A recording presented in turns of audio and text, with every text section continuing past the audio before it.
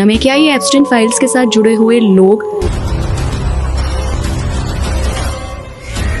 क्या ये सब एलियन आत्माएं हो सकती हैं, या ये वो दुष्ट सूक्ष्म जगत की आत्माएं हो सकती?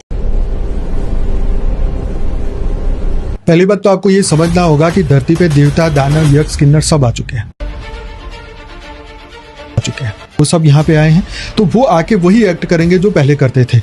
एप्स्टाइन फाइल में ये सूक्ष्म जगत का ही है, उन्होंने पूरा आइलैंड को कवर किया हुआ था और ये बातें पहले छुपी हुई थी, अब दुनिया के सामने ओपन हो गई। तो ये एप्स्टाइन फाइल और ये सब जो दुनिया के सामने जो एक्सपोज हुआ है, ये प्रूफ दे रहा है कि सूक्ष्म जगत है, कारण जगत है, बुरी आत्मा है, महाबुरी आत्मा है और परम बुरी आत्माएं भी हैं। कि हर एक को सूक्ष्म जगत से मैसेज मिल रहे हैं, तुझे क्या करना है, क्या नहीं करना है, हर एक को मिल रहा है।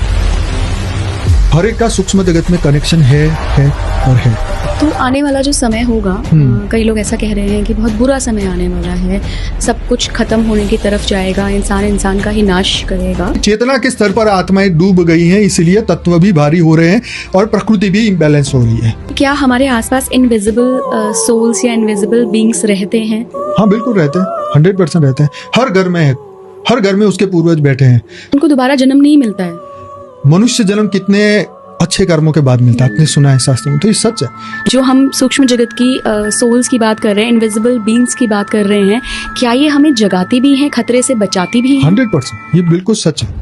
और आपने कहा ना कि धर्म की बात, क्रिश्चियन हो, मुसलमान हो, हिंदू हो या कोई भी क्या बोलते हैं नास्तिक भी हो, जिसका कोई धर्म नहीं, उनके पास भी उनके पूर्वजों की आत्माएं होती। तो बापूजी ने अपने आप को जाना, क्योंकि देखो ये हमें दृष्टि देते हैं। वेद, उपनिषद, पुराण, जितने भी गीता, रामायण, महाभारत जितने भी है, ये हमें दृष्टि बताते हैं। इस पृथ्वी की ऊपर जो भी हुआ है, ये हमें सब कुछ बताते हैं, एक दृष्टि दे रहे हैं, हम समझा रहे हैं, ये हिस्ट्री है।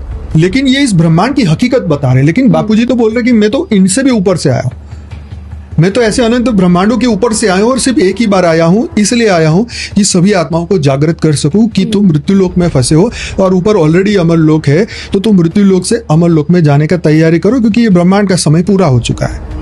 और बापूजी ने ये सब देखा कि देखो ये महान अज्ञानता मनुष्य के अंदर आ चुकी है, तो उनको ज्ञान की दृष्टि देने का बापूजी कार्य कर रहे हैं। एक आत्मा 3-3 हजार साल पेड़ पे बैठी रहती है, वेट कर रही है, अपने इंतजार कर रही है कि कब मुझे जन्म मिले और मैं इससे कर्म बंधन चुकता करूं, मेरा हिसाब पूरा करूं। मैं ये पढ़ के हैरान हो रहा था कि जो बापूजी बोल रहे एकदम सच है। 3,000 साल कोई आत्मा इंतजार करती है। 3,000 साल तो बहुत छोटा है, क्योंकि ये तो करोड़ों साल का ड्रामा है ना। हाँ, आप देखें काकभूषणी थे, उन्होंने अपने सामने 12 बार रामायण और 16 बार महाभारत देखा, एक पर्वत के टोच पे बैठ के। तो आप देखो ये एंडलेस चक्र है।